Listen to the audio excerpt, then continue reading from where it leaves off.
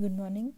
Today we'll start with Hayavadana by Girish Karnad and understand the play and the synopsis of the play.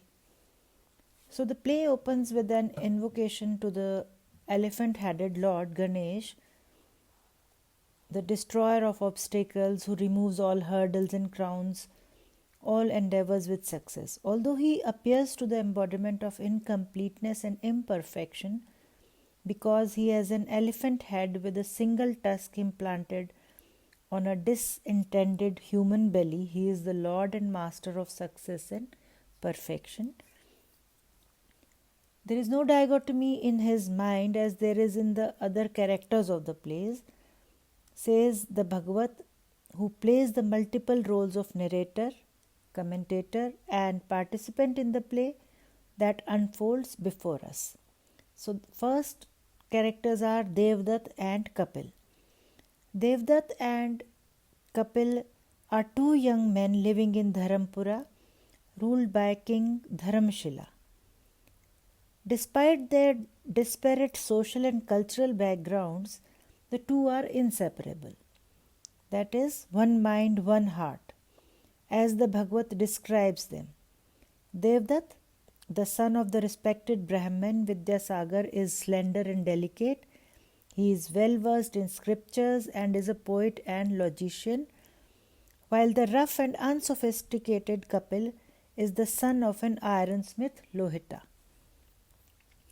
The stories of their undying friendship is popular all over the city.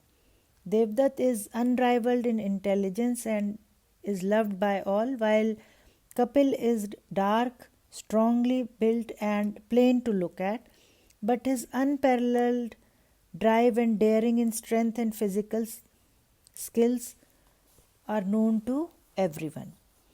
The two are known as Lava and Kush, Ram and Lakshman, Krishna and Balaram, which are historical figures we have all know. Then is Hayavadana. While the Bhagavat is singing the praises of Devdutt and Kapil, a cry is heard off stage. An actor in Bhagavat's troupe rushes in terrified.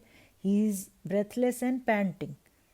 He has seen a strange creature, half horse, half man, talking to him, asking him not to relieve himself on the roadside. The Bhagavat is surprised at this strange apparition when Hayavadana follows the actor on the stage. A horse-headed man who speaks human language, Hayavadana, is asked to throw off his mask. Both the Bhagavat and the actor pull hard at it but give up. It is for real. They thought that maybe it has a mask on his head, but they are wrong in this. The Bhagavat then asks Hayavadana to tell him and the audience how he came to such a sorry pass. Hayavadana now narrates his tale of woe. He is the son of the princess of Karnataka, who at the time of her Swayamvar fell in love with the white horse of the prince of Arabia, and who insisted on marrying the horse instead of the prince. She lived with the horse for 15 years till the horse was released from his curse. He turned into a heavenly creature, a Gandharv, and wanted the princess to accompany him to his heavenly abode. But she declined and turned her into a mare. She joined a family of horses, while their progeny, the half horse, half human Hayavadana, was left alone to fend for himself. He is incomplete as he is neither a man nor an animal. He has visited the places of pilgrimage belonging to all religious faiths, seeking to become complete but with no success. The Bhagavat now advises him to go to the Kali temple on Mount Chitrakoot and pray to the goddess for her blessings for attaining his wish. Hayavadana leaves for Mount Chitrakoot in the company of the actor he had earlier reprimanded for relieving himself on the roadside. Now comes Padmini. The Bhagavad now resumes the story of Devdutt and Kapil, the two close friends. We find Devdutt sitting dejected and forlorn when Kapil joins him. But Devdutt asks him to leave alone. Devdutt has fallen in love with a beautiful young woman, but he doesn't know either her name or the house she lives in. So at first, Kapil dismisses this as one of Devdutt's numerous infatuations, but when he finds that Devdutt is serious this time, he offers to help him. With a great effort, Kapil traces Padmini and her house in the street which Devdutt had seen her entering the previous evening. Padmini, Kapil discovers, is not the only epitome of beauty, but she is sharp and intelligent as well.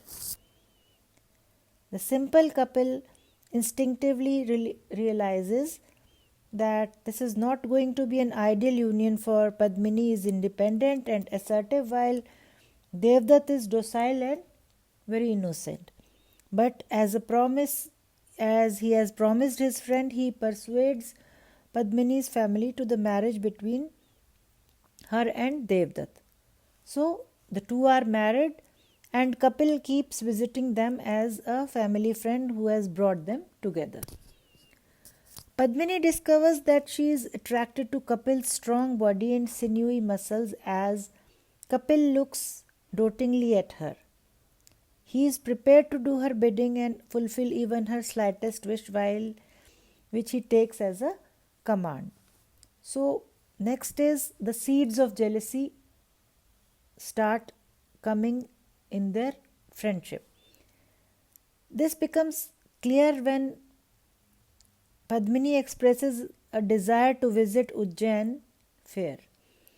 Kapil runs around and arranges for a cart to take the Devdutt and a pregnant Padmini to the fair.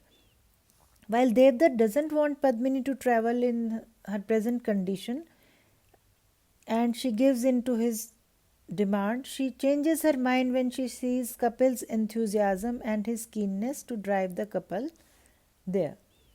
Devdutt sulks but joins the trip. On the way to the fair through a dense forest, Padmini chances to see a tree laden with beautiful flowers. She wants Kapil to stop and desires to have a single flower, the like of which she hasn't seen so far. Kapil quickly jumps out of the cart, takes off his shirt, pulls up his dhoti and effortlessly climbs up the tree to fulfill her wish. As he climbs up the tree, Padmini admires his agility and muscles. Devdutt sees this, and the truth of Padmini's infatuation for Kapil dawns on him. He curses himself for having failed to notice this apparent fascination of his wife for his best friend. Then he realizes that a woman cannot resist the strong body and manliness of Kapil. He sees Padmini's intense longing for Kapil in her eyes as the latter brings a heap of the flowers for her. Then Devdutt resolves that as Padmini is tired after travelling in the cart through the day, she wants to rest for some time. In the distance is the Rudra temple while the Kali temple is nearby. Devdutt remembers how he had sworn to sacrifice his head to Rudra and his arms to Kali if he got Padmini as his wife. While Padmini accompanies Kapil to the Rudra temple, Devdutt goes to the Kali temple. There he hacks off his head as an offering to the goddess, as he cannot live with the feeling of his wife being infatuated with his close friend or his only friend. When Padmini and Kapil return from the Rudra temple, they do not find Devdutt at the spot where they had left him. Kapil goes looking for Devdutt to the Kali temple, where to his horror he realizes what Devdutt has done. Professing undying love and friendship for him, Kapil also chops off his head as an offering to the goddess. Now there is the mix up. Unable to fend for herself in the dense and dark forest, Padmini climbs up to the temple looking for both of them. She finds out what they have done and knows in her heart of hearts that they have sacrificed their lives for her. She implores the goddess to bring them back to life.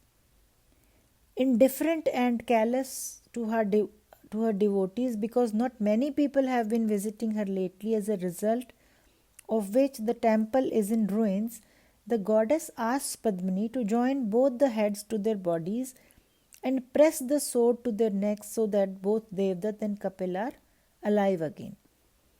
In the darkness of the temple, Padmini intentionally or inadvertently joins the wrong heads to the wrong bodies.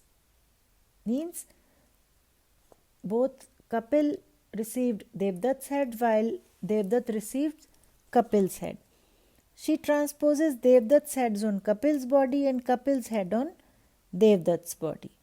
And it is too late when she discovers the mix-up.